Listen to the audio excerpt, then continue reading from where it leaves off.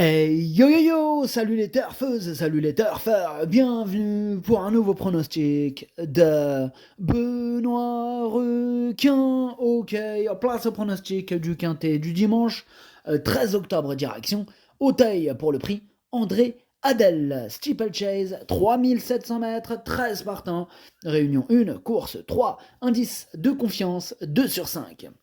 Petit retour sur le quintet de ce vendredi. Bon, on n'était pas loin du compte ce vendredi. Il nous manquait que mon gros regret, le numéro 13.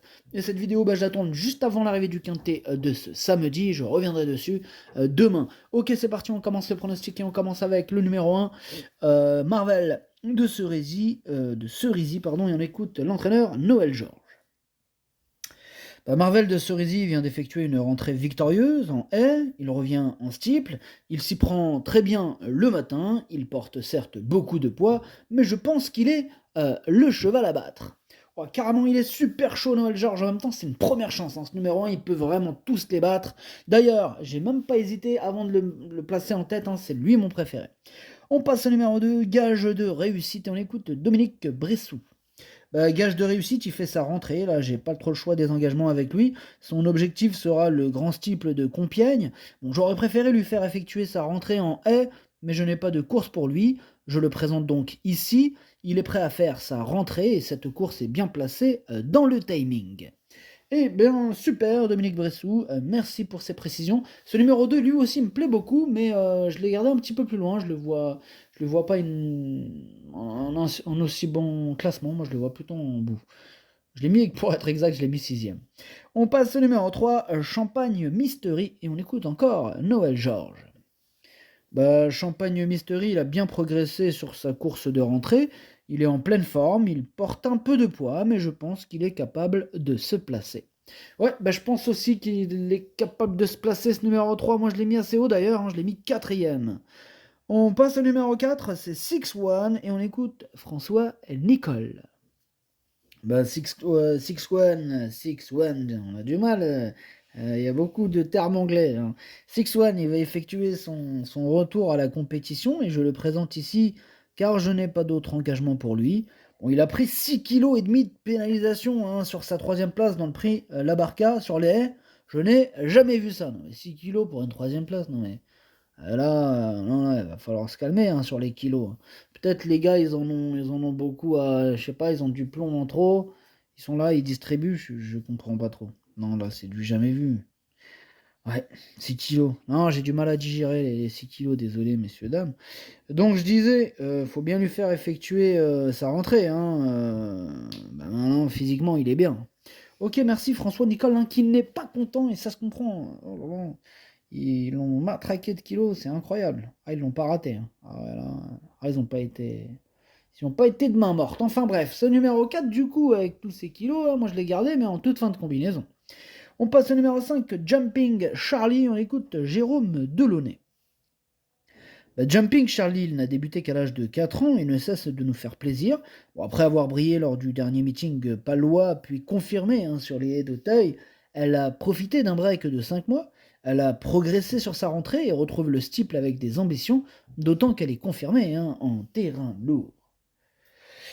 Ok, merci Jérôme Delaunay. En tout cas, ce numéro 5, lui par contre, je ne l'ai pas retenu. Par contre, c'est un regret. C'est mon 2e cheval de complément en cas de non partant. J'ai pas de liste des troubles faites à vous proposer aujourd'hui, mais en même temps, ils sont 13 partants. Donc, le danger viendra de ces 2 chevaux de complément. Donc, on a démarré avec le premier danger, le numéro 5. On passe au numéro 6, Philopoto, et on écoute Marcel Roland. Ouais, bonjour. Philopoto, il aurait été mieux à Compiègne.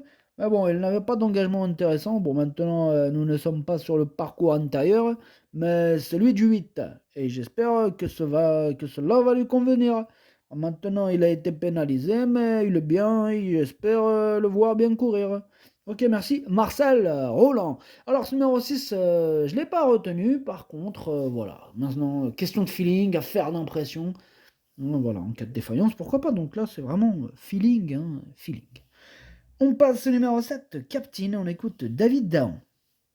Captain, il a un peu barré en haie, il a donc été orienté vers le steeple. Bon, il a très bien sauté pour sa rentrée, mais il a manqué pour finir. Il est monté sur sa course, même s'il a eu un petit abcès après celle-ci.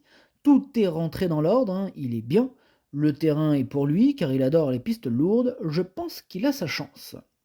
Il pense qu'il a sa chance, et moi il m'embête beaucoup ce numéro 7. C'est lui mon gros regret, c'est lui mon cheval de complément en cas de non-portant attention possible, cassage en vue. On passe au numéro 8, l'Arrabbiato, et on n'aura pas les commentaires de l'entraîneur, c'est Arnaud Chaillet, et Chaillet, il est parti pêcher presque tout seul, hein. Il a rejoint son pote Captain Ian Barbaro. Captain Ian Barbaro, amusez-vous bien. Bref, ce numéro 8 fait partie de mes préférés, je pense qu'il peut faire très mal, et je l'ai mis 3ème.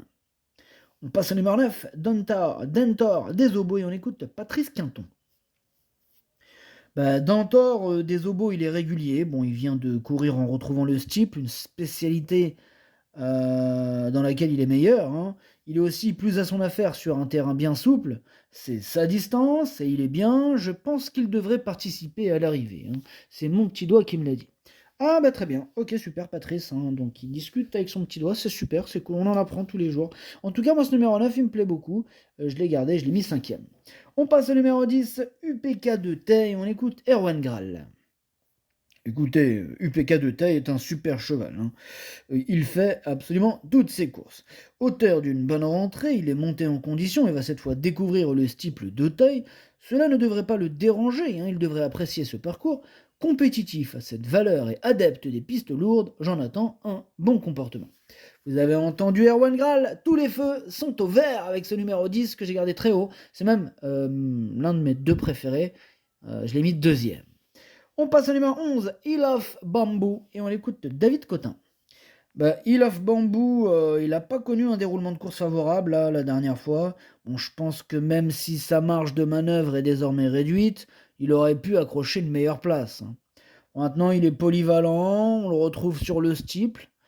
Là, ayant très bien récupéré, je me laisse tenter par le faible nombre de partants. Une place est à sa portée.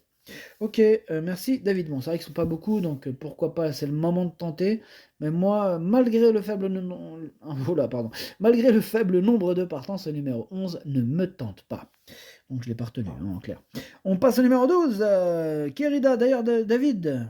Oui, vous restez avec nous, vous nous présentez aussi le numéro 12. Oui, c'est vrai, le 12, Kérida. Kérida, c'est une jument qui avait besoin de retrouver le rythme de la compétition, hein, dernièrement, car après, au REGM, je l'avais laissée un peu tranquille. Maintenant, elle affectionne le steeple et elle devrait se plaire dans ce terrain. Dès lors, même si elle ne possède pas la première chance, je ne serais pas surpris de la voir s'emparer d'une place. Ok, ça marche. Merci David Cotin, hein, pour ces 2 commentaires. Bon, pareil, moi, ce numéro 12, lui non plus, je ne l'ai pas retenu. Maintenant, question de feeling, je ne l'ai pas non plus rayé. Affaire d'impression, quoi. Et on termine avec le numéro 13, c'est Adexa des Obos. Et on écoute Nicolas Devildor. Adexa des Obos n'a pas grand-chose à courir, hein, mais elle est assez éclectique, voyez-vous. Elle va faire son job, hein. Bon, j'ai pas de prétention pour gagner, mais elle va bien courir. Voilà. Quoi d'autre? Plutôt pour une 4ème ou 5ème place, hein, si tout va bien. Ok, bien noté, Nicolas De Wilder. Moi, me plaît bien ce numéro 13, je l'ai gardé, mais plutôt en bout de combinaison.